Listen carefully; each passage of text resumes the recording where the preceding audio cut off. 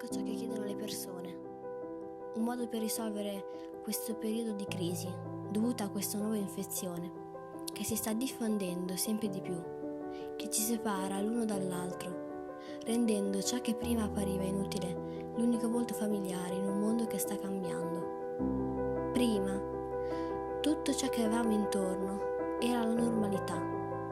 Sottovalutavamo anche solo il fatto di fare una passeggiata per le vie di una città, la possibilità di poter respirare, il valore di ogni singolo abbraccio, il bisogno che le persone hanno di non sentirsi sole.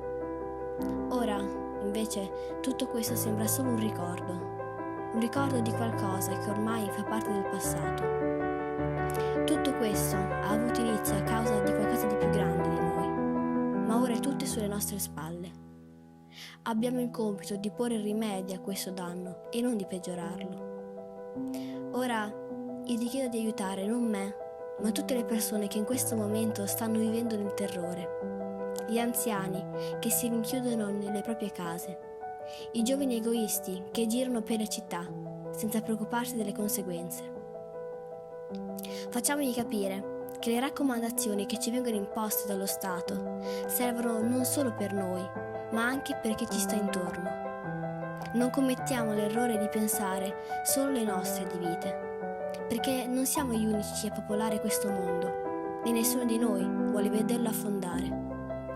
Diffondi questo messaggio a tutti coloro che hanno voglia di cambiare, alle persone che non vogliono più subire gli effetti di questa epidemia, ma vogliono combatterla. Medici, dottori ed infermieri. Prendiamo ispirazione da loro. Sacrificano ogni singolo giorno le proprie vite per curarne delle altre. Vite di persone che nemmeno conoscono. Loro hanno fatto una scelta ed ora aspetta a noi dimostrargli che i rischi che corrono non sono fatti invano. Aiutami, aiutaci, aiuta le persone e porta la speranza dove non c'è. Rispetta queste semplici regole, non solo per te, ma per il bene di tutti.